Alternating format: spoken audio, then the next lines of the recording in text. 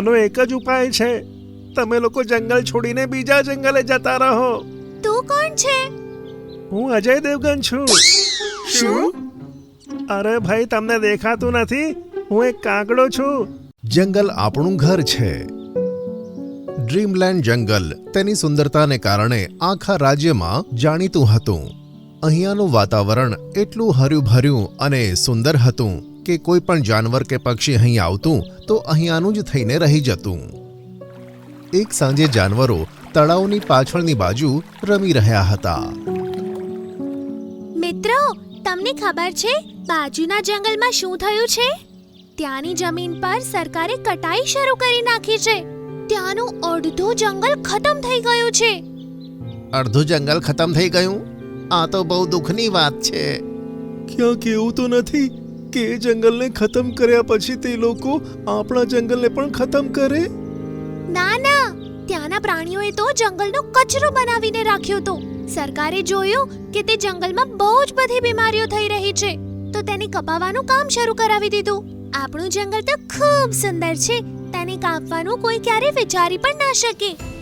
એવામાં એક પાણીવાળો ફુગ્ગો ઝાડ પર પડ્યો. તેની અંદરથી રંગ નીકળીને ઝાડના થડ પર ફેલાઈ ગયો. અરે, આ શું વસ્તુ છે? જરા જોઉં તો ખરા.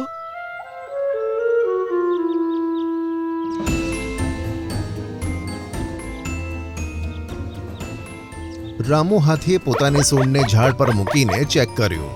આ તો કોઈ ચીકણો પદાર્થ છે. ત્યાં જ હવામાંથી બીજા ઘણા બધા ફુગ્ગા આવ્યા અને એક એક ઝાડ પર જઈને ફૂટી ગયા. આ શું થઈ રહ્યું છે? કોણ ફેંકી રહ્યું છે આ ફુગ્ગાઓને? જાનવરોએ ઘણા પ્રયત્નો કર્યા પણ ખબર જ ન પડી કે તે ફુગ્ગાઓ ક્યાંથી આવી રહ્યા હતા. ચલો અહીંયાથી જઈએ છીએ. લાગે છે કોઈ આપણી સાથે ગંદો મજાક કરે છે. બધા જાનવરો ત્યાંથી નીકળી ગયા પણ ફુગ્ગાઓનું આવવાનું અને ઝાડ પર પડવાનું ચાલુ જ રહ્યું. સાંજના સમયે બધા જાનવર જંગલની સરહદની પાસે ભેગા થયા. એક બાજુ માખીઓનું ટોળું હતું તો બીજી બાજુ વાંદરાઓનું. મિત્રો, ચલો હવે આપણે જઈએ. તમે લોકો શહેરમાં વધારે દિવસ ના રોકાતા, ઠીક છે? હા, કારણ કે માખીઓ અને વાંદરાઓના ગયા પછી જંગલ સૂનું સૂનું થઈ જશે. ના, અમે બધા જલ્દી પાછા આવીશું. બાય બાય મિત્રો. Bye bye. બધાની વિદાય કરીને માખીઓ અને વાંદરાઓનું ઝુંડ શહેર તરફ ગયું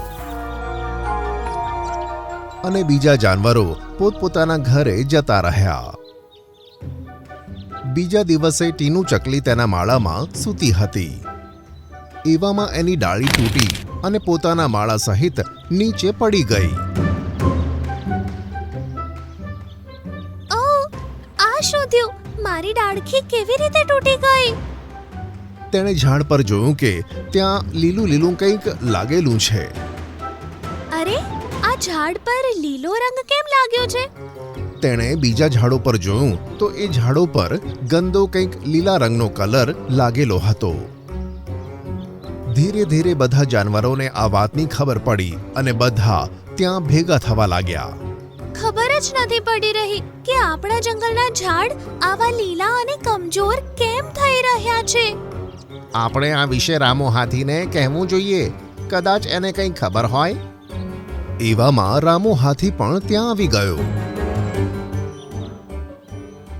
તમને બધાને એવું કેમ લાગે છે કે આના વિશે મને કંઈ ખબર હશે? કારણ કે તું અમારાથી ઘરડો. તેનો મતલબ કે આપણા બધામાં સૌથી વધારે તું જ સમજદાર છે. આ સાંભળી રામુ હાથી હસ્યો.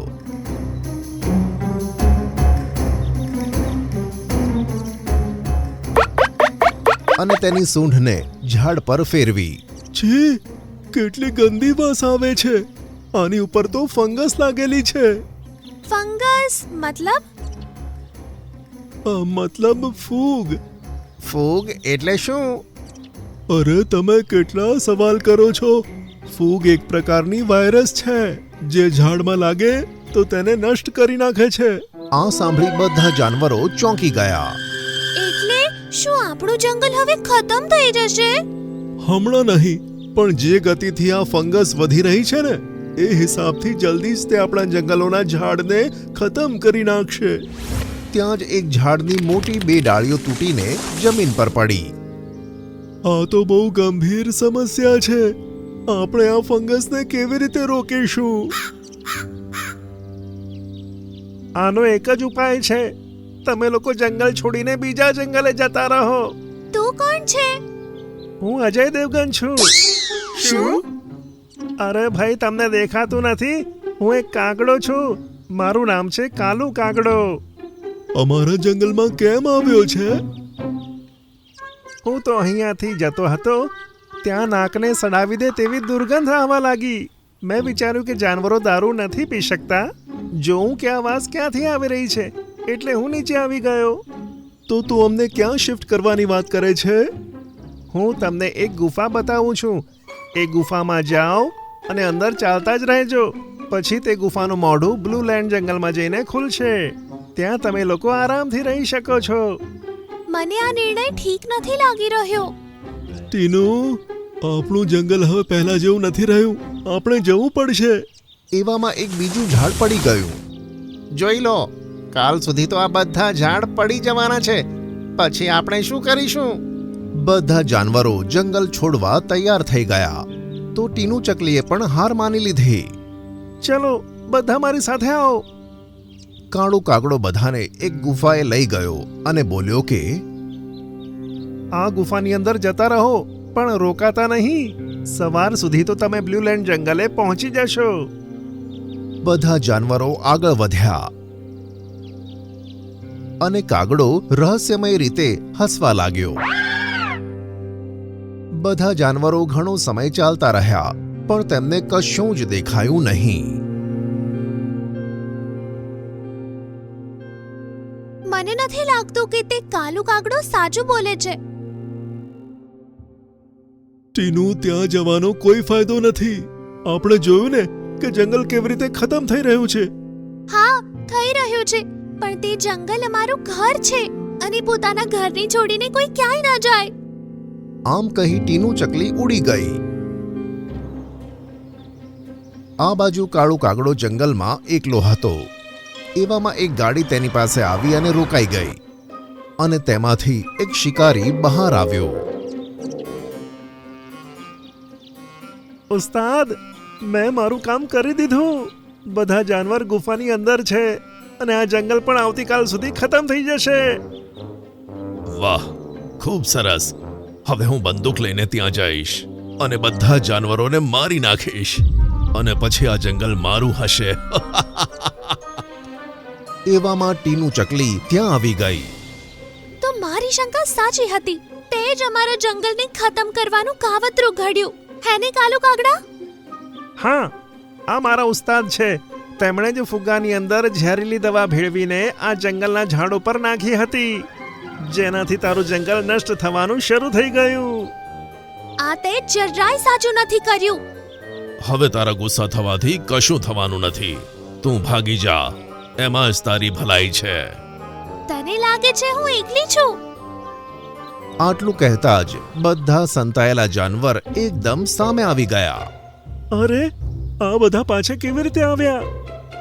અમે એટલા માટે પાછા આવ્યા છીએ કે આ જંગલ અમારું છે. વાહ, થઈ ગઈ ડાયલોગબાજી. પણ મારી પાસે બંદૂક છે. તમે પોતે નહીં બચો કે નહીં પોતાના જંગલને બચાવી શકો. શિકારીએ બંદૂક નીકાળી અને ચલાવવાનો જ હતો એવામાં એક વાંદરાએ તેની પાસેથી બંદૂક છીનવી લીધી. અરે, આ ક્યાંથી આવી ગયો? એને પાછળ વળીને જોયું તો વાંદરાઓનું એક ટોળું ત્યાં આવી ગયું હતું. તમે પાછા કેવી રીતે આવ્યા? ટીનુ ચકલી અમને બોલાવીને લાવી છે. હવે જોજે, જે અમારા ઘરને નુકસાન પહોંચાડે છે ને એનો અમે શું હાલ કરીએ છીએ. માખીઓ! એવામાં માખી અને મધમાખીઓનું એક ટોળું ત્યાં આવી ગયું. હવે આ માખીઓ ક્યાંથી આવી ગઈ? ભાગો! એવામાં બધી મધમાખીઓ શિકારીને ચોંટી ગઈ. બાપરે બાપ! એને ડંખ મારી મારીને સોજાવી નાખ્યો. માફ કરી દો મને, માફ કરી દો. હવે જલ્દી કહે કે આ ફંગસ કેવી રીતે રોકાશે? મારી ગાડીમાં એક ડ્રગ્સ રાખ્યું છે, એની અંદર જે તેલ છે ને એના ઉપયોગથી આ ફંગસ ખતમ થઈ જશે. સાથીઓ જલ્દી ચાલો. બધા વાંદરાઓએ ડ્રમ ગાડીમાંથી નીકાળ્યું. પછી બધાએ તેલને પોતાના હાથમાં લીધું અને જંગલના બધા ઝાડ પર તે તેલને ચોપડવા લાગ્યા.